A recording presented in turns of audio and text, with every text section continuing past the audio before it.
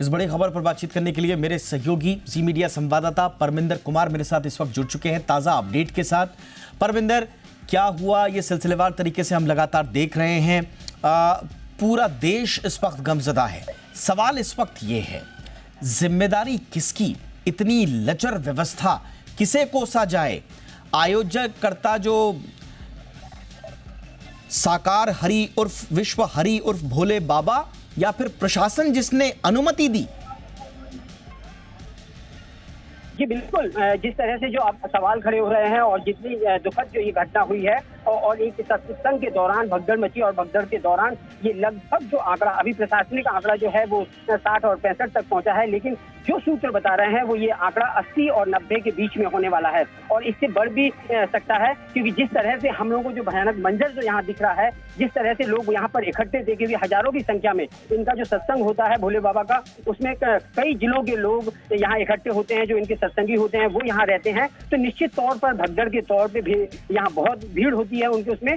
और निश्चित तौर पे जो ये हादसा हुआ है बेहद दर्दनाक हादसा है। मैं अपने दर्शकों को बता दूं कि अभी सरकार की तरफ से हालांकि जो मृतक हैं उनके परिजनों को 2-2 लाख रुपए की सहायता राशि की घोषणा कर दी गई है और 50,000 रुपए जो घायल हैं उनको उनके परिजनों को दिए जाएंगे। हालांकि सभी जो घायल हैं उनका मुफ्त इलाज सरकार करवाएगी, लेकिन अब कल जिस तरह से जो घटना हुई है, हालांकि एडीजी और जो सभी अधिकारी जो हैं वो मौके पे आप पहुंच रहे हैं। आज जिस तरह से सीएम योगी आदित्यनाथ ने आदेश दिए हैं कि 24 घंटे के अंदर पूरी घटना की रिपोर्ट पेश होनी चाहिए, तो कहीं ना कहीं पूरा उत्तर प्रदेश का जो पूरा महकमा जो है वो अब यहाँ मौजूद होने वाला है कुछ ही देर बाद। आला अधिकारी जो यहाँ के हैं, एडीजी जो है वो यहाँ पहुंच रहे हैं और आगरा जो डीजी है उनको इसकी जांच की कमान सौंपी गई है। तो निश्चित तौर पर कहीं ना कहीं ये चूक दोनों लोगों की, जो आयोजक थे भोले बाबा जो थे आयोजक होते हैं, हालांकि इनकी पूरी एक जो वॉलंटियर होते हैं वो एक व्यवस्थित व्यवस्था रहती है, क्योंकि अभी से इससे पहले भी हम लोगों ने कई बार देखा है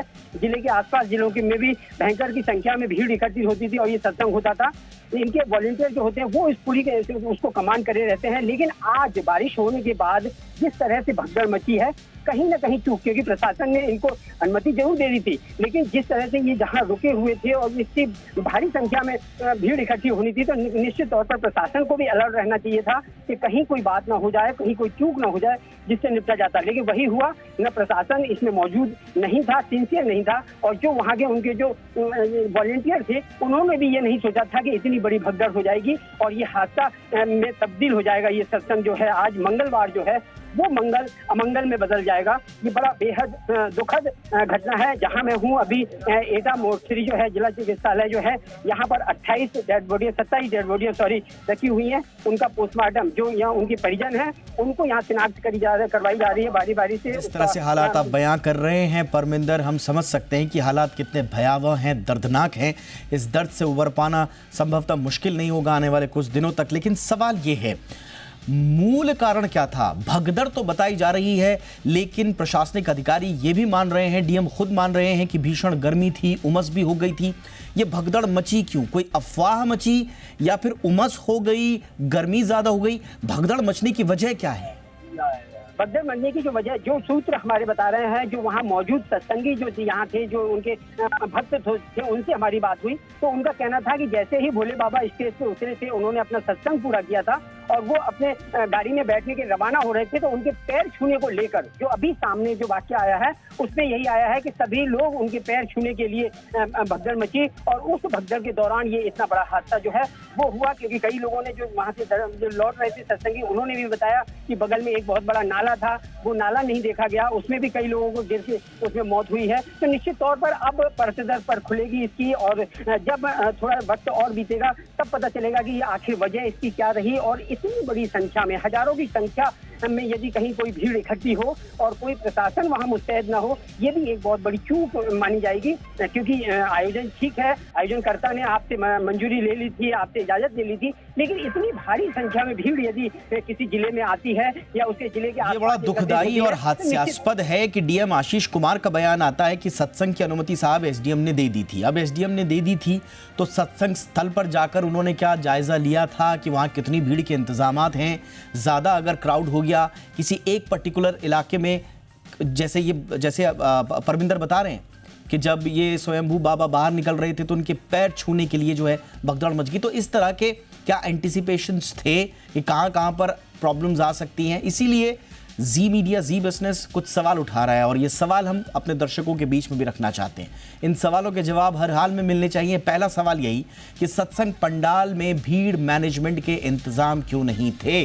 अगर भीड़ मैनेजमेंट के इंतजाम होते, चाहे किसी की भी तरफ से थे, चाहे वो प्रशासनिक तरफ के तरफ से थे, चाहे वो ये जो भोले बाबा जिनका नाम बताया जा रहा है, इनके जो वॉलंटियर्स जिनकी बात परमिंदर भी कर रहे हैं, जिसकी तरफ से भी जिम्मेदारी थी वो फिक्स करनी जरूरी होगी। दूसरा सवाल यह है कि पंडाल के बाहर निकलने के ठीक इंतजाम क्यों नहीं थे, जिसको मैं कह रहा हूं कि एंट्री और एग्जिट पॉइंट तो सबसे पहले चेक किया जाता है। वहां पर अगर एसडीएम ने परमिशन दी थी तो वहां पर प्रशासनिक अमले को चेक करना चाहिए था कि एंट्री और एग्जिट प्रॉपर है या नहीं है। तीसरा, बाबा के निकलने पर भीड़ को रोका क्यों नहीं गया? अचानक से वहां पर भीड़ एकदम बेकाबू हो जाती है, इसकी पहले से तैयारियां क्यों नहीं थी? क्यों भीड़ को रोकने के इंतजाम नहीं थे?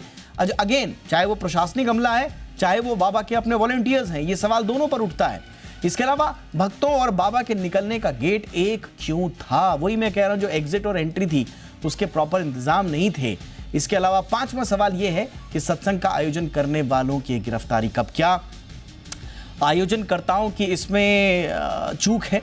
और अगर चूक है तो इसमें गिरफ्तारियां कब होंगी? और अगर प्रशासनिक अमले की तरफ से इसमें दिक्कतें हुई हैं, चूक हुई है, तो उन पर कार्रवाई कब होगी?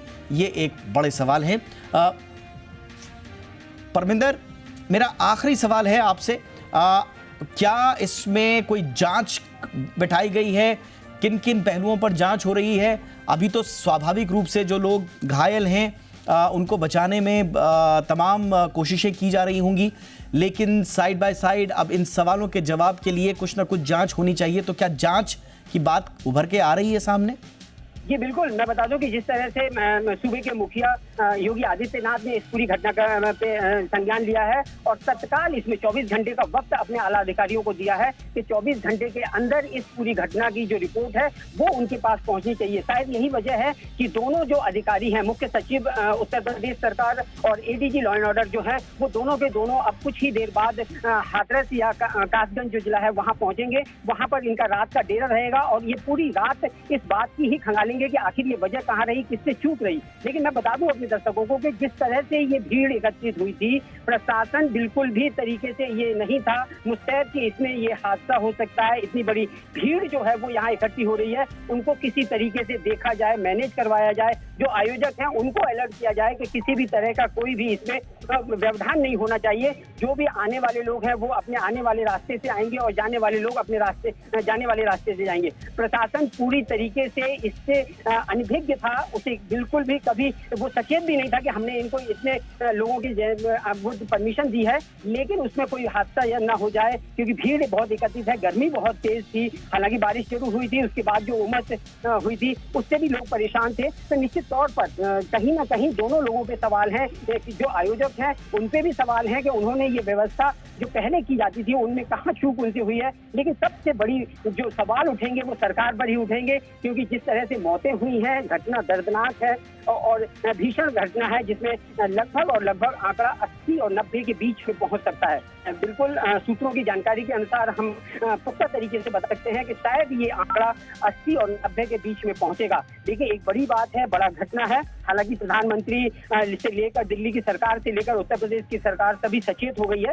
लेकिन अब सचेत होने से शायद मेरे ख्याल से अब इसमें केवल और केवल राहत के अलावा और कोई बात नहीं होगी। आपने सही कहा परमिंदर, जिस वक्त सचेत होना चाहिए था, दोनों आप चाहे प्रशासनिक महकमा है चाहे वो सत्संग के सेवादार हैं, जिस समय सचेत होना चाहिए था उस समय सचेत नहीं हुआ गया। और अब दिल बैठ जाता है जब आप ये कहते हैं कि अभी मौत का आंकड़ा बढ़ सकता है, क्योंकि 60 से ज़्यादा मौतें जिनकी पुष्टि हुई है, ये कोई छोटा मोटा आंकड़ा नहीं है। और जैसा परमिंदर बता रहे हैं कि आशंका यही है कि ये आंकड़ा बढ़ सकता है। ये दुखद है, ये अपने आप में दिल बैठ जाता है ये नंबर सुनकर और उन नंबर्स की कल्पना करके भी। लेकिन सवाल अब यही है कि इनका जिम्मेदार कौन, इतनी मौतों का जिम्मेदार कौन? अगर प्रशासन ने चूक की है तो कड़ी से कड़ी सजा इसमें मिलनी चाहिए। अगर इसमें सत्संग के और सेवादारों की तरफ से कोई दिक्कत हुई है, कड़ी से कड़ी सज़ा उनको मिलनी चाहिए। और इसमें अगर कोई दूसरे महकमे की अगर कोई चूक नज़र आई है तो इसमें कड़ी से कड़ी सज़ा मिलनी चाहिए, ताकि एक नज़ीर पेश की जा सके। शुक्रिया परमिंदर, आप नजर बनाए रखें पूरे हादसे पर, हम अपडेट्स आपसे आगे भी लेंगे।